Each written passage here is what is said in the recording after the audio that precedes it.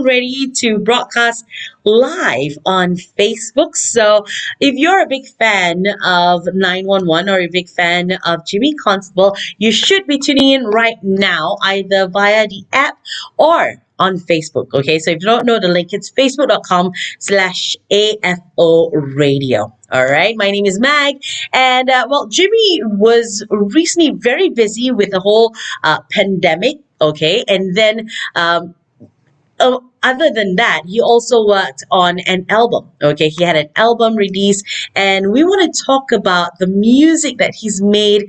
And I got to listen to some of them, and it's brilliant. I love them all. So, you know what? I'm not going to talk much about it. I'm going to bring the man himself on stage with me right now.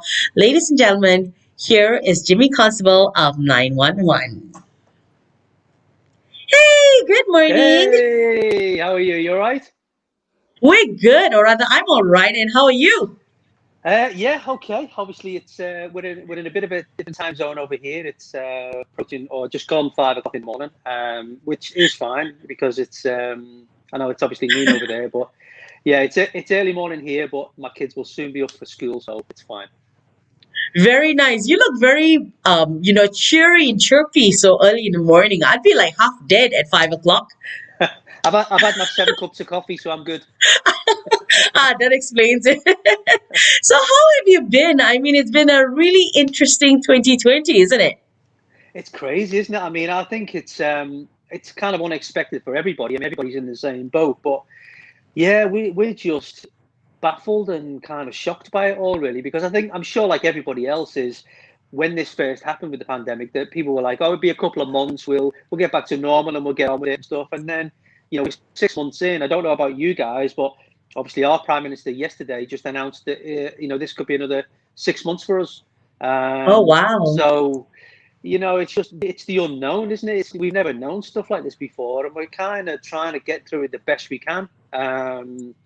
People are struggling. People are struggling with mental health, losing jobs. There's some Mm-hmm. stuff going on, so we're just trying to do the best we can, same as everybody else.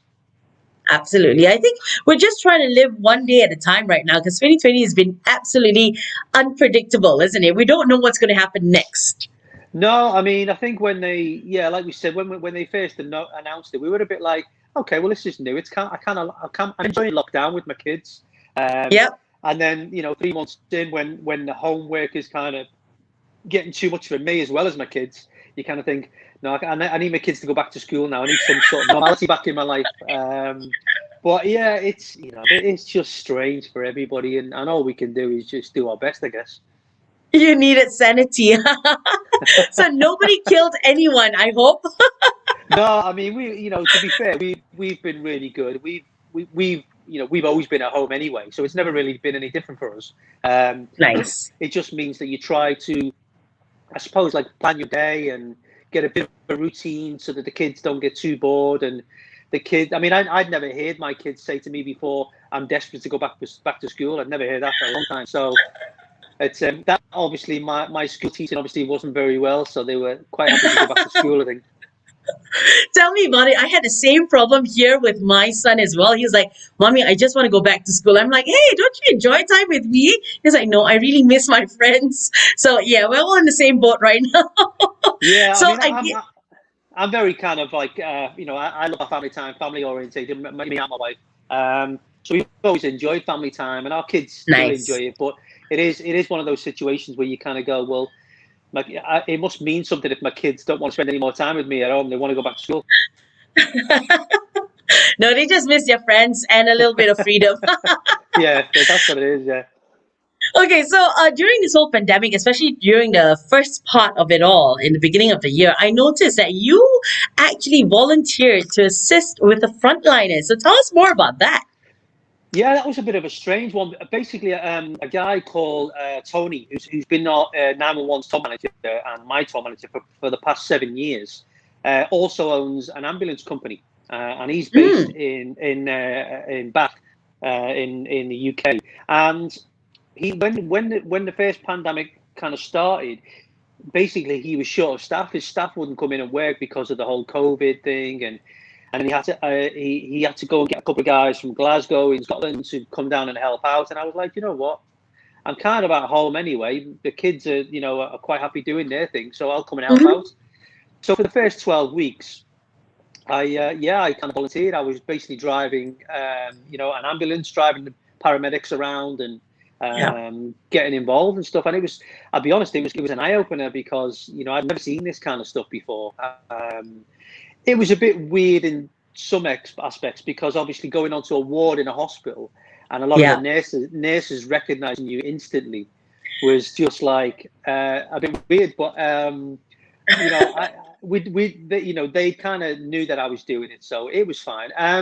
But yeah, it was a strange, and I take my hat off to these people that do this job full time. The services. But I had a really good time. I enjoyed it. I'm sure it changed your perspective on things as well, isn't it? I mean, seeing this firsthand. Yeah, absolutely. I was kind of gobsmacked in the way that these people kind of do this job as a normal job, but also it does make you more appreciative of what you already have. I mean, I've always been very thankful anyway. I know that I'm lucky to be in this position, but at the same time, it does give you that kind of feeling of, wow, when I go back to work, I'm never complaining about anything. I'm just kind of going to do whatever I need to do, help as many people as I can, because there's people that do this job as for normal, and it was an eye opener in the way that I saw a lot of the COVID stuff. People were kind of in hospitals, and their loved ones couldn't come and visit them because they weren't allowed into the hospital and stuff. So yeah, I'll definitely keep that one for my memory bank when I get older.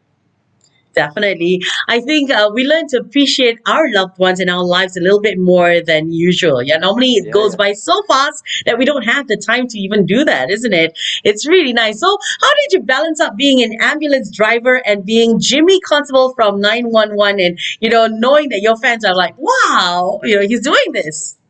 I think it was initially I did it because I was helping out Tony because he was desperate for staff. But then it kind of like, a lot of PR and marketing started happening because people had seen me.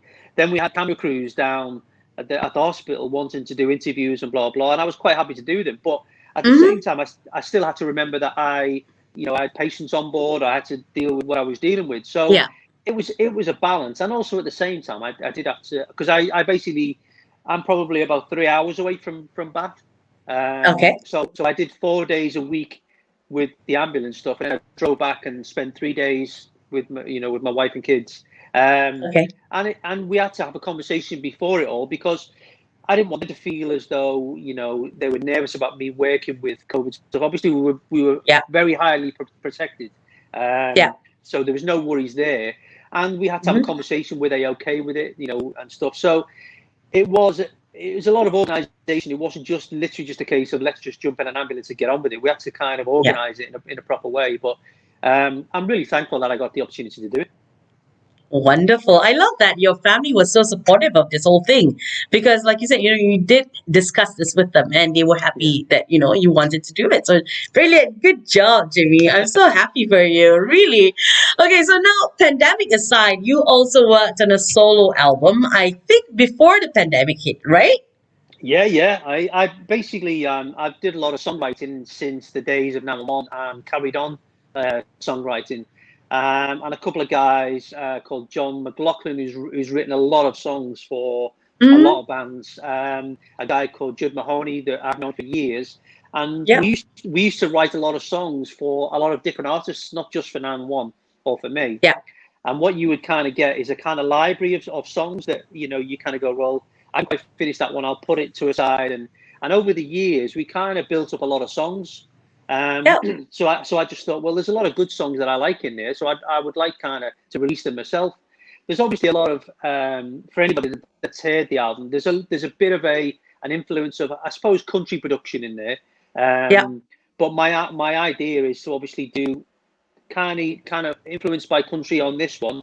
The next one I'm going to do is obviously might be influenced, by R&B or pop or whatever. So I got to the stage where I had so many and I had to pick, something to obviously release for the album. So it was an interesting time. It's really weird recording without the other two boys as well. I mean, that is that's all we've ever known for 25 years. So that was kind of strange in that way. But yeah, I've always been a songwriter, so I've always been writing anyway, and that's how it kind of came about. That's brilliant. Now, you're an excellent dancer. So, if you had to choose between being a songwriter and a dancer, which would you choose in a heartbeat? I think songwriter and singers got to be overcome because as you get older, as we all do, the dancing is not so easy. You lose stamina as you get older, isn't it? So, yeah. Yeah, my Hey, yeah. Whenever we do shows and stuff now, and with the tours and stuff, and the breakdancing, my bones are aching by the time I finish. your bones will be literally body shaking at that point. You'll be Yeah, shaking and rattling at the same time, huh? I can feel it for about an hour after a show because the body's not feeling it very well. Oh dear.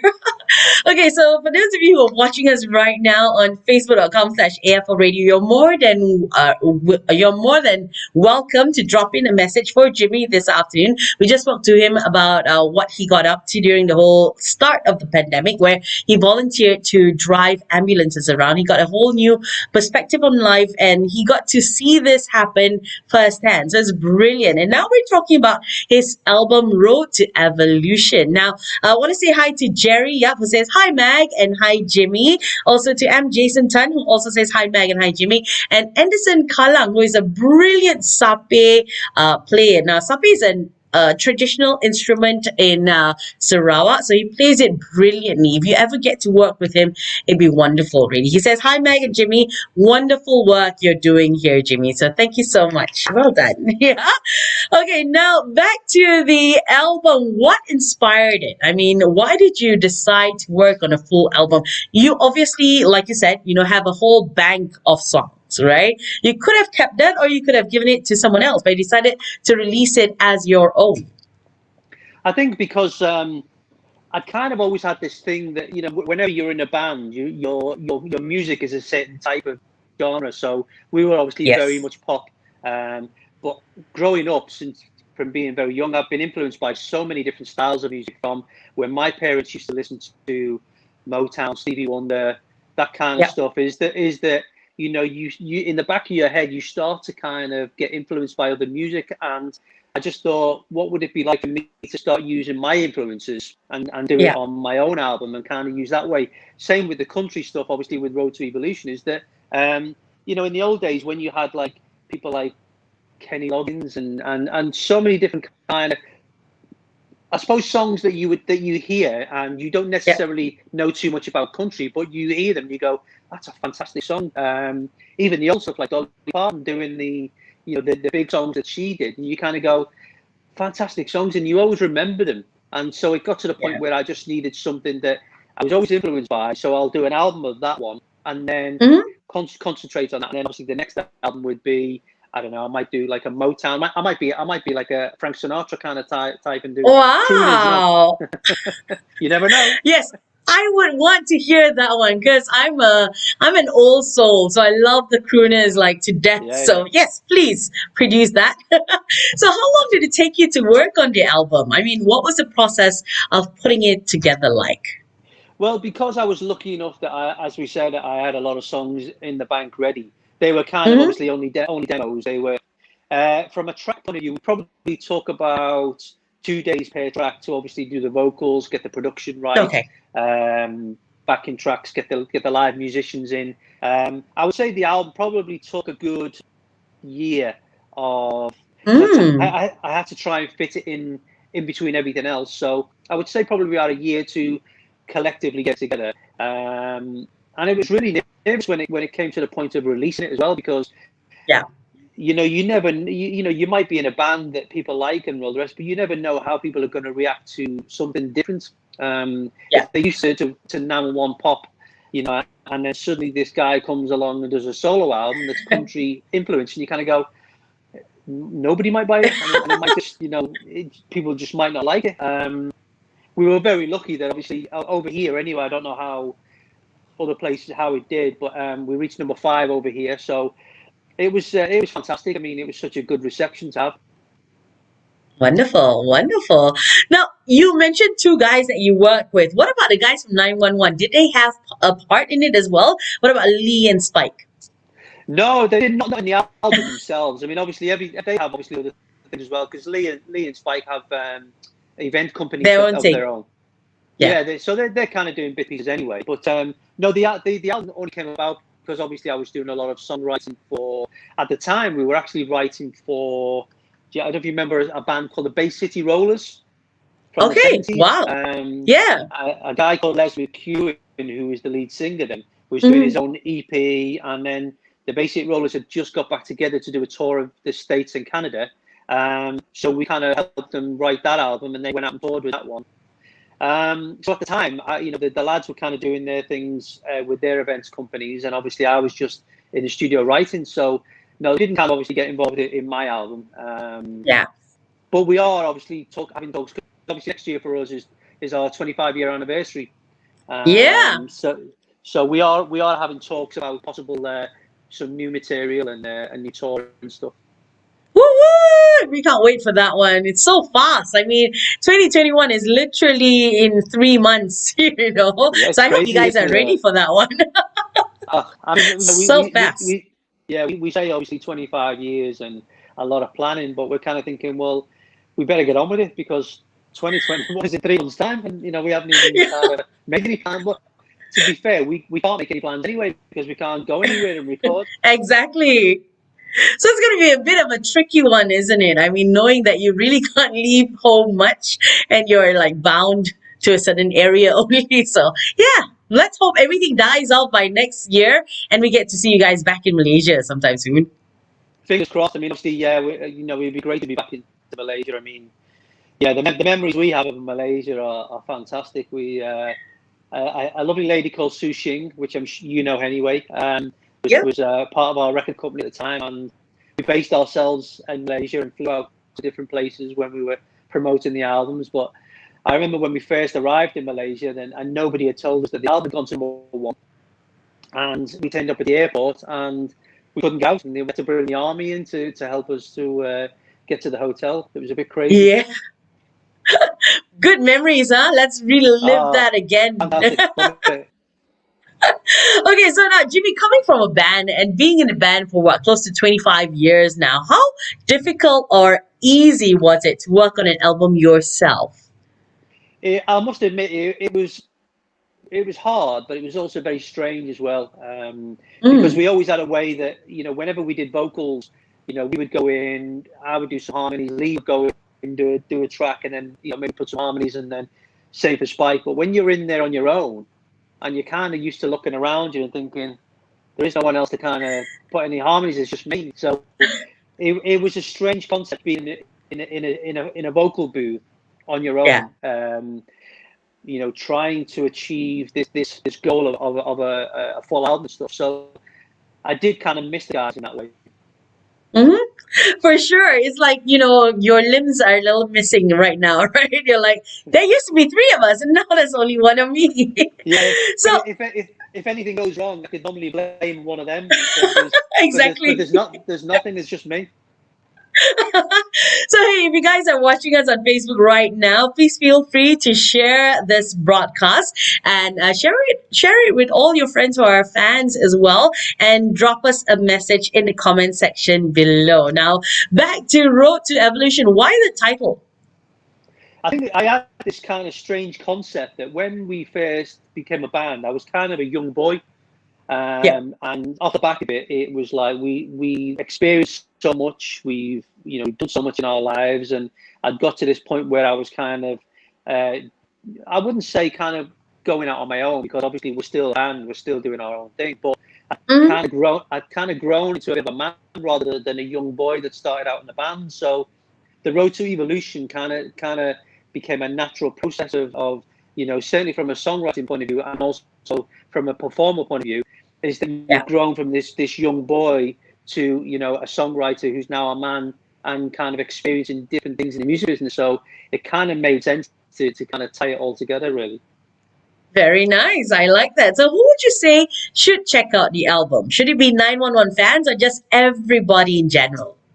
I think we've been a bit surprised over years that, we've had lots of different generations. When, even now when we tour, we get a lot of the old fans that say, "Oh, I brought my child with me," and it's kind of like, well, the child's probably never heard of any of our songs, or they probably have. They've probably been forced to listen to them at home by the parents. Yep. But yeah, Guilty as charged. we also have we did a couple obviously like TV shows that we've done, and so the younger generation have seen us on kind of TV stuff, and then kind of really like the music, maybe the personalities. So I would say our generation's quite a big span. For anybody that is a 911 fan, obviously it would be ideal for them. There's obviously been quite a lot of talk about the track I Do on the track on the album, because of obviously the story behind it. But at the same time, the older generations know it because of that. But the younger generations have kind of gone, well, the amount of requests we've had for me to go and sing the I Do for their first dance for their wedding, has been phenomenal. So yeah, I would say it probably spans everybody really. Just everybody go out and get a copy. Wonderful. Now, out of all the tracks, which would you say did you least enjoy working on? That's a bit of a strange one, because that's just like saying which song on your album is rubbish. I mean, they could just be more challenging, perhaps. I suppose there's a track on the album called Worth It, which is a bit more countryer than what I wanted to achieve. I only wanted the country to be an influence, not a country track, because I didn't want to kind of sway too far away from what people know what we do from a pop element or an R&B element and stuff. So I suppose we're trying to get that rhythm of singing in a kind of like country feel, but at the same time the production being country and going along with it. I would say that's probably the hardest one to try and get it sounding like you're not trying to be too country, but you want the influence there. So I'm going to go with Worth It. Yeah. Okay, all right. And which is your favorite of all the tracks? I'm going to have to go with I Do, because obviously the story behind I Do is quite a big thing. Although when I first wrote I Do, it was never a single. I wrote it because it was meant to be the track that we walked down the aisle with my wife. I specifically wrote it just for my wife. So when I first played it to her in the house, before anybody had ever heard of it, she was, she loved it. She was in tears. It was like, I didn't know if the tears were good or bad. I was like, you like it or you don't. So then, because of that, once that was kind of in the bag and I'd done it, and then the album came around, and I was like, well, listen, I've got the song that I wrote, for our wedding a while ago. What do you think? Everybody loved it. So, and ever since then, it's kind of, it's blew up big time. So I'm gonna go with I Do. Yeah. Wonderful. Okay, so that's definitely one of our favorites as well. I love I Do, and I've managed to get my son to listen to it as well, and he keeps singing it around the house. So it's really nice to know that you've got future generations listening to your music as well. So good job. Yeah, hopefully, you never know. Yeah. So, has the album been released in the UK, and how can fans all around the world listen to it right now? Yeah, we released it when it first came out, which was a year ago now. Obviously, a year's flown by now because of this pandemic. But yeah, it's so when we released it, as I say, I was quite nervous when it came out. It went to number 5 over here, which was fantastic. It was, I was actually sitting there thinking, it's actually going to get in the top 40. I just did not know. So yeah, it was kind of released, but anybody can, you can get it on iTunes, you can get it on any of the streaming, Spotify or anything else. Yeah, I mean, it's kind of, you can get it anywhere really. I mean, there is hard copies if anybody wants it. We can put a link up, and obviously we can get a hard copy signed if anybody wants one. So yeah, it's out there in a domain for people to get now. Wonderful. Okay, so for those of you who are watching and listening to us on the app as well, we've got a little preview of the album Road to Evolution by Jimmy Constable this afternoon. So I think we're about ready to play the preview. We're good? Yeah, so let's play the preview for you right here on AFO Radio. How do I stop these wheels from turning? How do I stop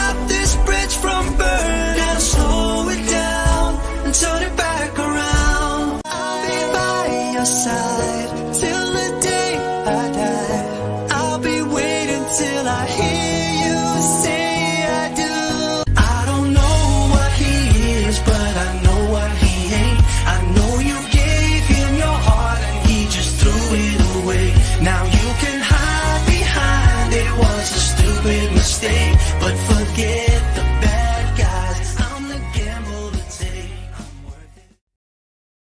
Woo! I love them all. Really, I do. Now, how many of those tracks are based on personal experiences, other than I do? Um, quite a few of them actually. I think what we whenever we song, like, we always try and base it on real life, um, because I think it shows the emotion more, and it's Yes. easier to kind of it's easy to sing, it's easy to perform when you know that there's actually a story behind it. Yep. Obviously, there's a colour in there as well, from Keith Urban, Blue Your Colour, Mhm. which I just thought when I first heard it is an absolutely fantastic song. Even before we did the album, I'd heard this song and I just thought it was incredible. But I was dubious about doing a cover on the album just because it seemed like it was an easy way out. Um, Yep. but because it was such a good song, I kind of threw it in there. But yeah, most songs are all based on real life. Fantastic. Okay, so when you listen to that music, all the songs on the album, you know that you're listening to Jimmy's life lah, somewhat lah. Okay, so if you just joined us, welcome to the show. This is of course AFL Live. We're talking to Jimmy Constable. You probably know him from 911. He released an album about a year ago. It's called Road to Evolution. We've spoken at length about the album, and I think now it's time for us to play a rapid fire segment before I let you go. So Jimmy, you ready? It's going to be quick questions and quick answers, okay? Yeah, yeah, Ready? I'm Let's good. start. Now, if you could go back in time, at which stage of your life would you want to go back to and to accomplish what? I think I would probably go back to when we first split as a band, for 911, because I did kind of handle it well. From a just I can't woke up the next morning thinking, well, I don't know what I want to do in my life. So I probably go back to that era and kind of trying to plan out what I was going to do a bit better. Okay, Jimmy, we're kind of losing you at the moment. I think it's the internet connection. So before we continue with the rapid fire, I think I need you to leave and come back again. I'll play a song on our end Okay, for a while. Yeah, we're good. okay, no worries. Yeah, yeah, Uh, yeah. okay, so we're going to take a short break. We'll be back with more with Jimmy Constable here on AFO Radio.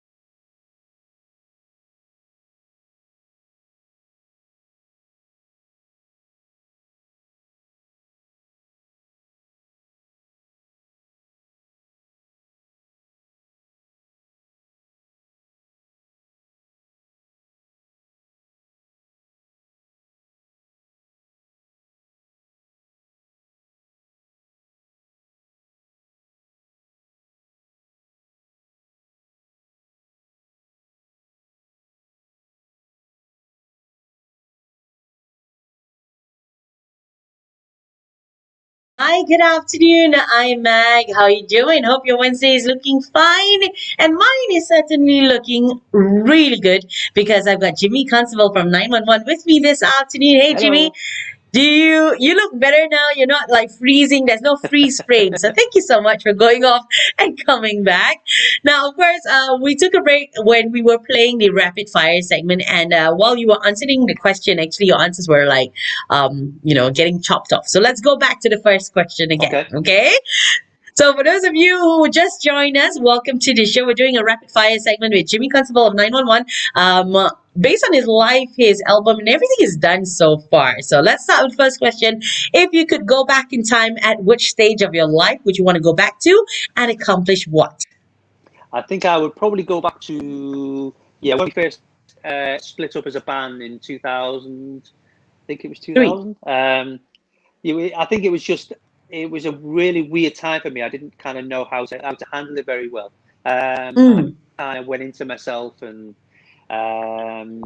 kind of, had a few demons I had to deal with. So I think I would probably go back there and probably kind of, I suppose, seek help and just kind of deal with it a bit better, I think. Very nice. Now, if you had to choose between singing and dancing for the rest of your life, which one would you choose? I think it would have to be the singing because I don't think my body could handle the dancing for the rest of my life. It'd be cursing you every time you attempted to. Yeah, It's like, no, why are you putting us through this? the break dancing would actually break me. There's no way I can do that. Okay, now being part of the music scene for more than 20 years now, which era would you say had the worst fashion sense and which era had the best? We had some awful fashion senses. I mean, when we look back on some of the we look back on some of like the Smash magazines and some of the covers Yep. that we used to do, and we look back now and go, I wish somebody had told us not to wear this stuff. But I suppose at the time, it was kind of what was fashion, at the time, which, big, uh, big oversized jackets. We had Uh-huh. jeans tucked into your boots, all kinds of stuff. But I would say that the 90s had its kind of times where the fashion was awful. But that's probably me just saying it now because you look back and but I'd say the Back best then it was hip. times. Yeah, well, we like to think it was hip. We don't actually know it was. Um, but yeah, we probably good and bad for 90s for both for us as a band anyway. So the best time would still be the 90s for you? I think so. I mean, it's just me trying to look cool and sound cool about being in the 90s, but I'm not sure it was. But I'm going to go with the 90s. Yeah. Okay, cool. Now, what is the most played song on your playlist to date? Oh, I'm a big fan of Bruno Mars. So I'm going to go with 24 Carat by Bruno. Wow. A very, very good song. And probably Dance with My Father, Luther Vandross. I think is a fantastic song. Oh, nice. All right. Now, being an artist yourself, who is one celebrity that you have never worked with and you hope to work with in the future? I'd probably go with Bruno Mars again. I mean, I went to see him in concert. I mean, an absolutely He's brilliant. incredible performer on stage, Yeah. and a fantastic songwriter. I mean, the amount of songs he's written for not Mm, just for him, for other artists. yeah. It's kind of something that I would kind of aspire to write some of the songs that he's written. If I could get to work with him, that would be incredible. Wow, that'd be so awesome. Jimmy and Bruno Mars. That'd be so cool. Fingers crossed it's going to happen. Putting it out there in the universe. Law of attraction. You never know. On the flip side, who is one celebrity that you hope to never work with ever? Jimmy's Um, going to kill me that, for this one. that's put me on the spot a bit, isn't it? I'm probably going to go with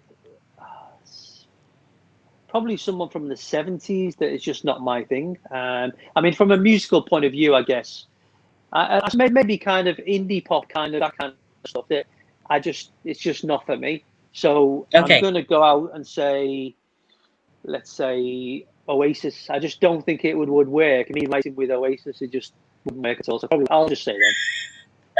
Okay, cool. Now, complete the sentence. If Jimmy Constable was not a singer or dancer or part of 911 today, he would be a. I would probably hope to be a footballer. I was a keen footballer, when I was younger, and also a pilot. I've been doing my pilot's license. Wow. So yeah, I've been kind of obviously training for the pilot's license. So yeah, I would go say a footballer or a pilot. Wow, you've got lots of hidden talents that we didn't know about. Oh yes. Thank goodness for all these questions. Now, based on the album, which is the must listen track on the album? If someone's just, getting to know you and getting to know your album, which should be the first one that they should listen to? Uh, Under normal circumstances, I would say I do because of Mm, the meaning behind it. But I'm okay. going to go with a track called Insignificant. And I based this production on I'm a big fan of an artist called Babyface from Yes. America. I based it on the production, the kind of style he does. I kind of based it on that. It's quite so it comes quite clever lyrics in it, and the way it's kind of been put together from a melody point of view, key changes and stuff. So I'm going to go Insignificant or I Do. Very nice. I like that. Now, name the most appropriate track to play at these situations, okay? After a Okay. fight. Eye of the Tiger.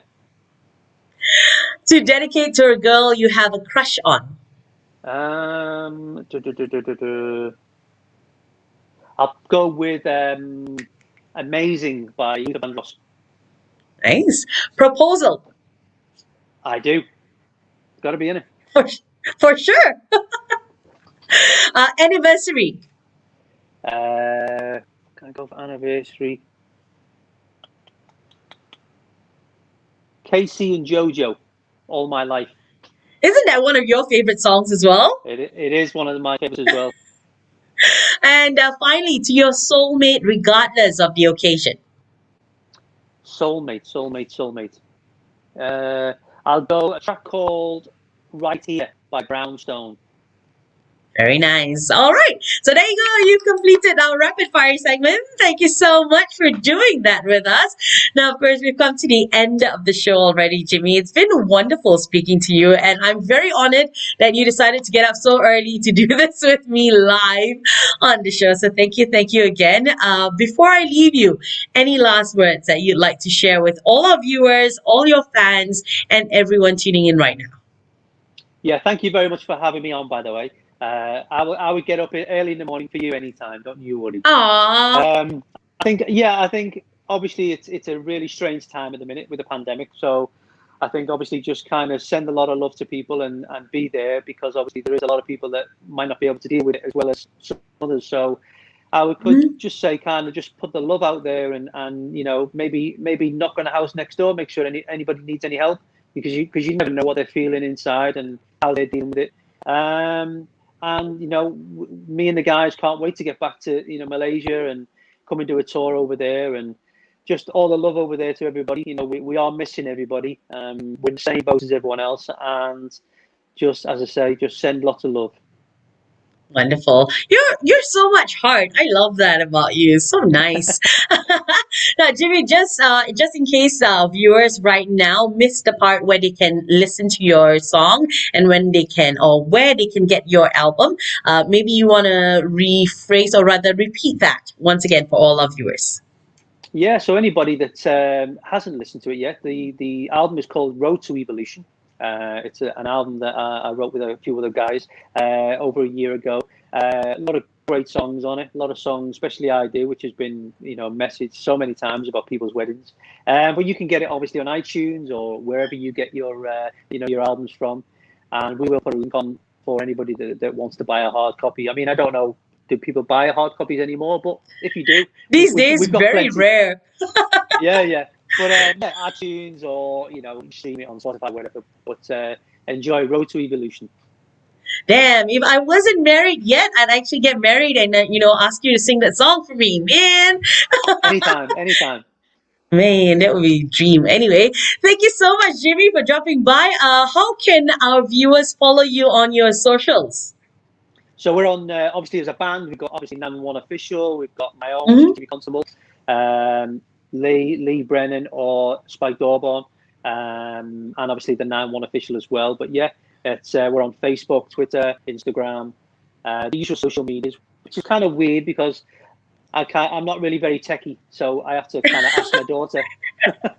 You're not very active either on social media, are you? You're like Do you once know? in a blue moon you release something and then hey, he's here. Do you know what it is? It's really weird. I don't know how to do it. I've got to ask my daughter.